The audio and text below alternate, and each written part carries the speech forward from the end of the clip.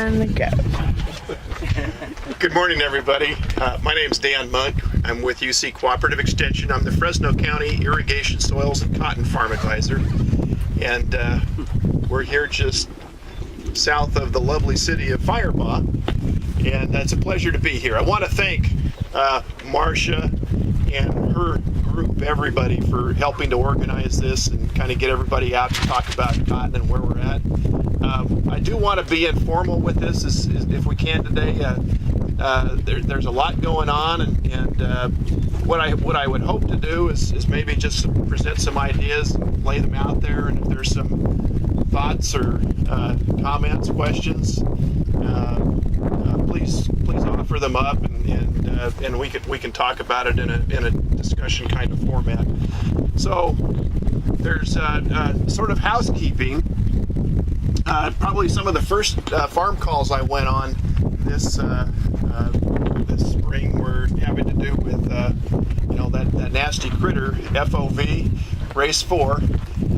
Race 4 is of course a fusarium, and it's a nasty little disease that's killing post-seedling cotton typically, and we normally see the early symptoms right about 3, 4, and 5 leaf cotton, and then right into today, you can actually there are even some fields that are just starting to show some of those symptoms even now.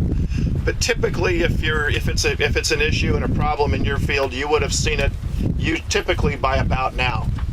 So I don't want to go in. We've covered this in a lot of our meetings, what the problem is. I do want to stress, though, that if you do think you have it in your field or you're not certain, let's confirm that. I think it's to your benefit. It's to the industry's benefit to know whether or not you have it, and then we can begin the discussion of maybe what some opportunities are to either mitigate or control or how to deal with that issue. So I do have a number of handouts here. Take one if you like. If you don't already have one. We worked with the Cotton Growers and Ginners Association to put this together, the University of California. Bob Hutmacher had a lot to do with this, as well as Earl Williams and the group. So it's a good introduction and to race 4 fusarium wilt in cotton. The other thing that we sort of had a plan to do today was talk a little bit about irrigation management, a little bit about nitrogen management, and maybe just a few comments on nitrogen application. We've all seen the study. Harry's reported on it, and it is on the minds of agriculture these days, and that's the harder report and nitrates in groundwater and that sort of thing. It's not going to go away. All we can do as agronomists, as farm managers, as growers, all we can do is continue to do our due diligence in terms of making good recommendations, following good practices, and really that's really what it comes down to. So as we think about our nitrogen management going forward, I don't have any new novel ideas about what it is agriculture is supposed to be doing to deal with this issue. I think we've got some great tools out there. One of the best tools that we have, I think, in our toolbox for nitrogen management is soil samples, and sampling and making sure that we're actually doing the monitoring and understanding what the residue is, or what those residual levels of nitrogen are at the beginning of the season. We know a cotton plant at this stage doesn't need a lot of nitrogen, and in fact it's fairly efficient at taking up nitrogen. But we also know that it's about this stage where that plant really begins to balloon, and so does its demand for nitrogen, and that balloon really begins to swell as soon as we get seed on the plant. So really, first flower is what we're trying to acknowledge, and the timing of first flower, and just running a few numbers, looking at some of the plant mapping the last couple of days, upper parts of the county, lower parts of the county. Generally, I think we're going to see bloom quite a bit earlier than we have in the past. I think I've got a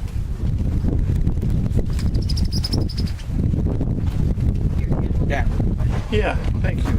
I'll take half of those. We'll take half and we'll see. I think we've got it. I think we've got it now. So obviously the last couple of years have been really poor in terms of early development and getting this crop out of the ground and getting it moving and progressing that plant.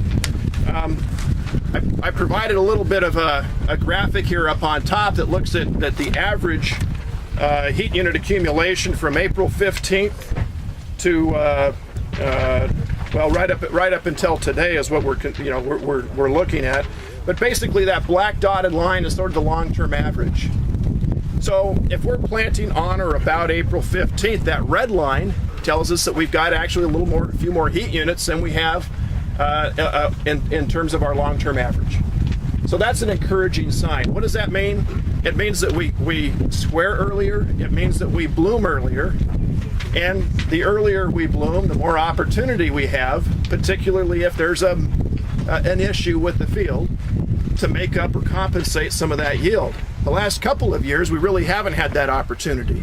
If you've had a loss due to mite early season, if you've had a loss from ligus, if you had for some other reason, some stress in the plant, the plant would respond, and you really didn't have time to catch up or to have some compensation occur. Basically, you had flower, you had the cessation of flower, and then just barely enough time to get that crop harvested at the end of the season. So in a year like this, we're encouraged. We've got what appears to be early a decent set, and Pete's going to go over some of that. And we've got a plant that looks like it's going to be moving into bloom somewhere in South County, clay loam soils, some of those sandy loam soils that warm up a little better drained. Some of those plants are going to go into flower about the 23rd of July. Whereas, I'm sorry, June. Yeah, we're back in 2011, aren't we? And then probably a lot of the fields that we're seeing up here, somewhere in the high 20s, so 27th, 28th, 29th. But most of the fields that I'm seeing, most everything is going to happen before July 1st. And that's really encouraging. So, we've got a plant that's really just now starting to take off, and so our management is going to have to follow the sequence of crop events. So that's a little bit of a demonstration here. The second of what we're seeing, I think it confirms what we're seeing calendar-wise. This plant's just a little bit ahead of average, and I think that's a positive thing for us. The second graphic I have is sort of a description of where I think we need to be going with irrigation management, in particular in some of the drip irrigated fields. We're beginning to see a lot more drip irrigated cotton out there, and the question of irrigation scheduling, that more precise management of water, is something that we're just going to it's just going to benefit us to do more and more as we look at that. And so the perspective that I have is basically goes like this. We know that regardless of the season, we might have some minor differences in how much water that crop uses that year.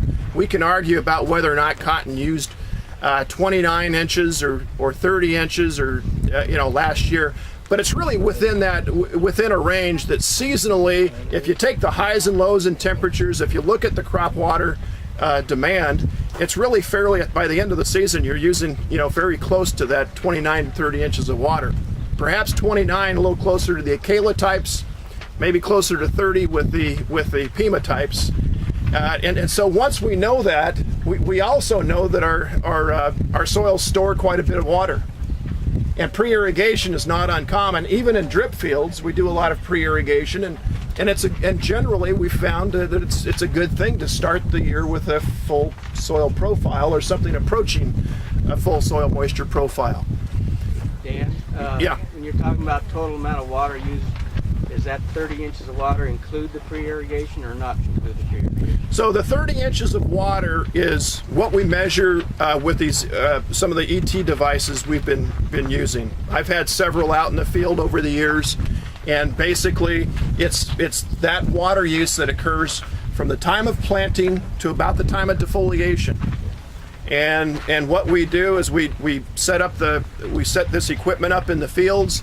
We monitor the humidity. We monitor temperature fluctuations, wind speed, this vapor density flux, and it basically gives us a pretty good accurate idea of what's happening. So we're measuring evaporation from the soil at right after planting, all that evaporation that takes place.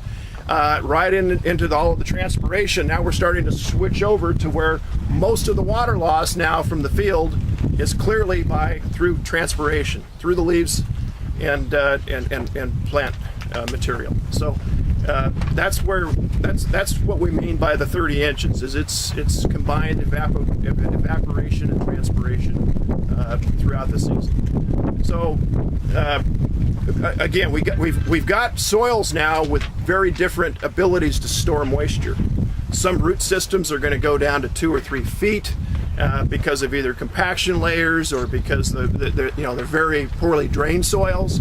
Other soils are going to be 5, 6, and sometimes you're pulling moisture from 7 feet.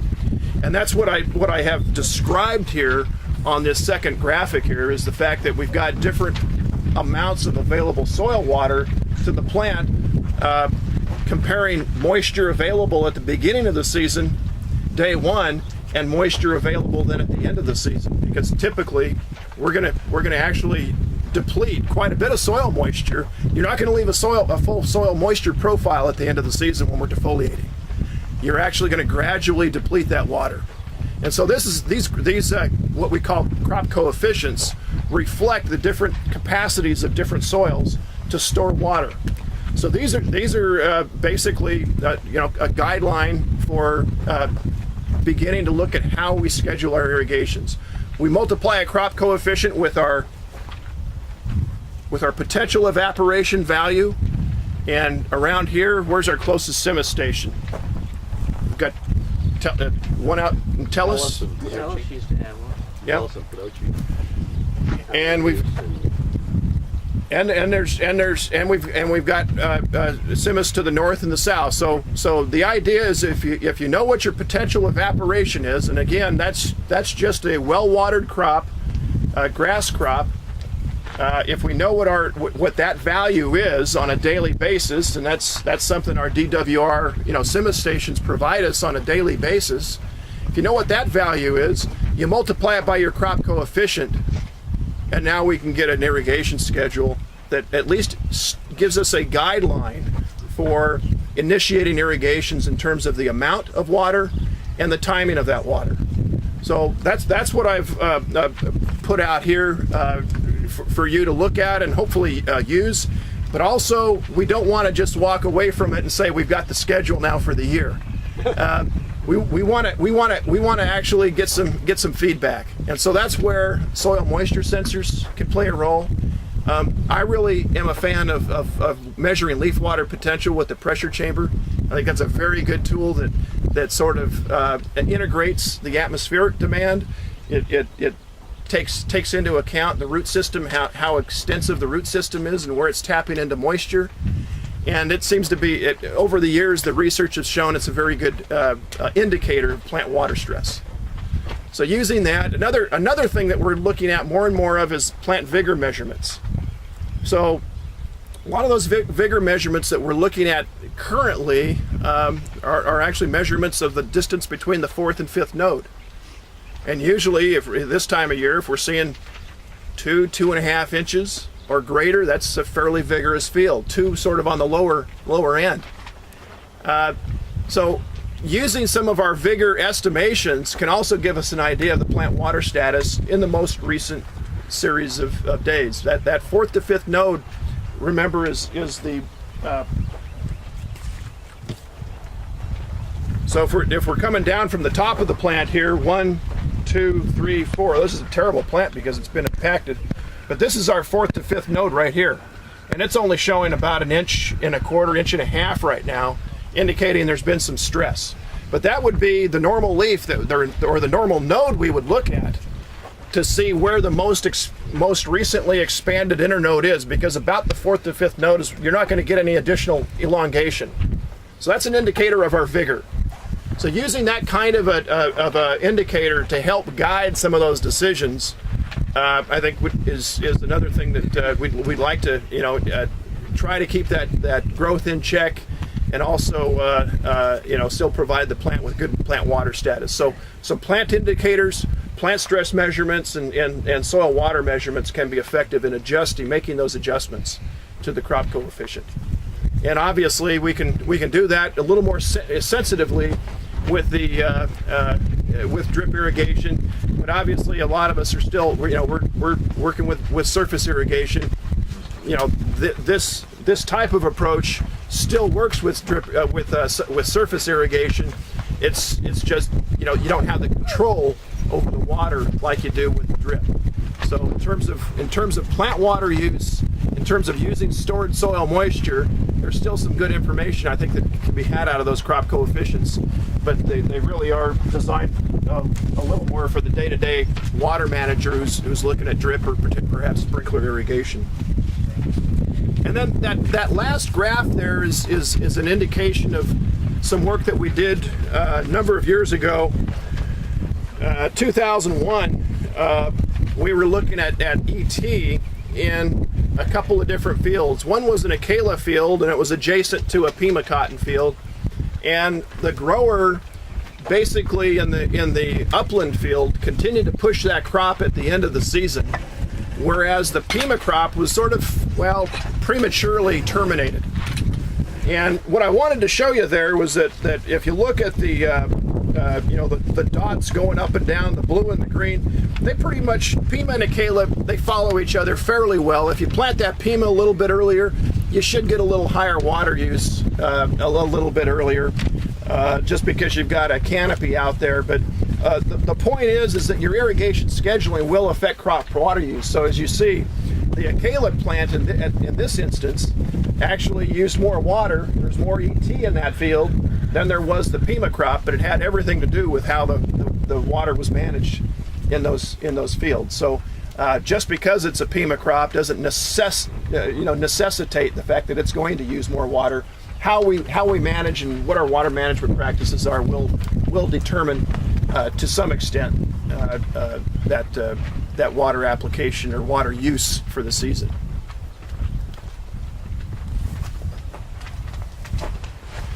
Any other comments or questions? Morning, Walt. He got lost. He thought those looked like trees.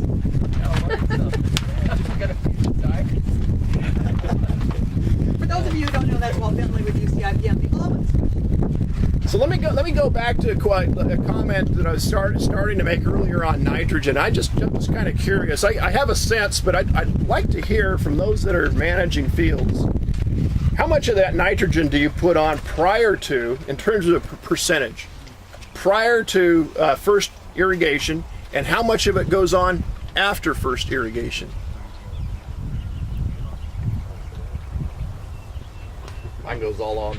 It all goes on prior, so a side dress primarily. Yeah. Then I do a 3-foot profile on the soil sample, and we go from there. How much you put on? So okay, very good, very good. Some of the drip, though, they're not putting it all in. Yeah, Right. That's true. Right. And drip is one of those examples where, you're going to have, significantly less loss.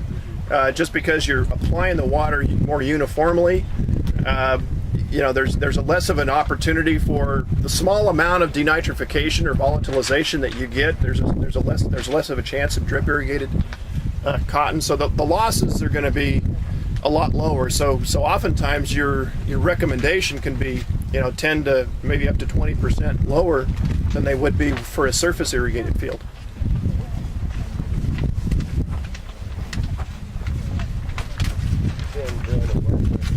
Work farms and their single row 60-inch cotton, and now is there any different as far as water usage when you only have a single row on 60 versus 2 rows? And same thing as far as fertilization. Are you growing 60-inch cotton? No, but I'm doing one skip row on 30. So I'm just curious whether there'll be less water usage having a single plant, less plant population. So did everybody hear the question? It has to do with 60-inch cotton and some of the work that we've been doing down in the South County. We've got basically, a lot of that ground is tomato beds with cotton rotation, and it's a 60-inch bed system commonly, and basically the grower that we're working with has been interested in just growing 60-inch cotton.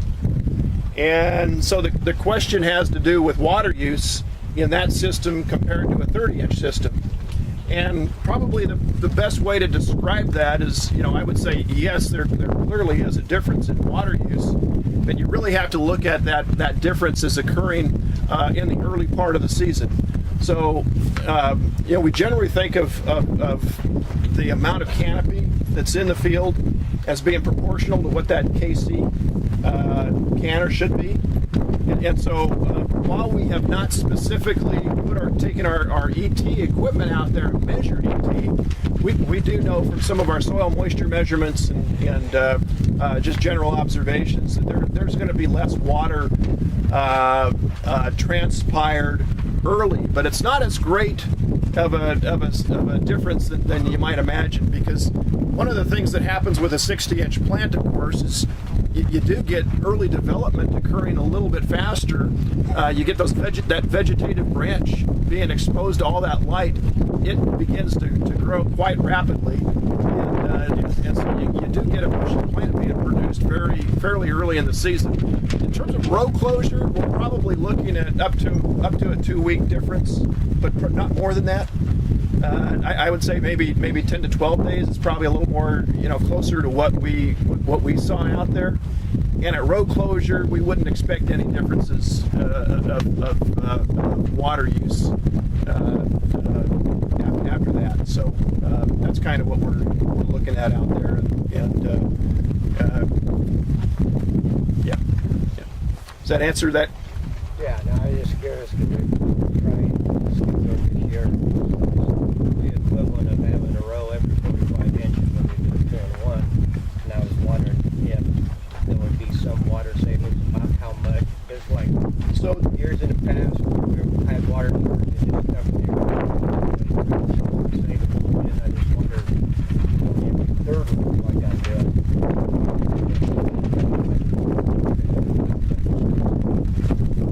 So in a skip row system, the water application, two things are going to happen, and we just talked about them. The amount of space, the amount of area you actually have a plant, because right now, really, your evaporation, unless you're over there where it's being irrigated, the evaporation is really very, very low relative to what that plant is doing right now.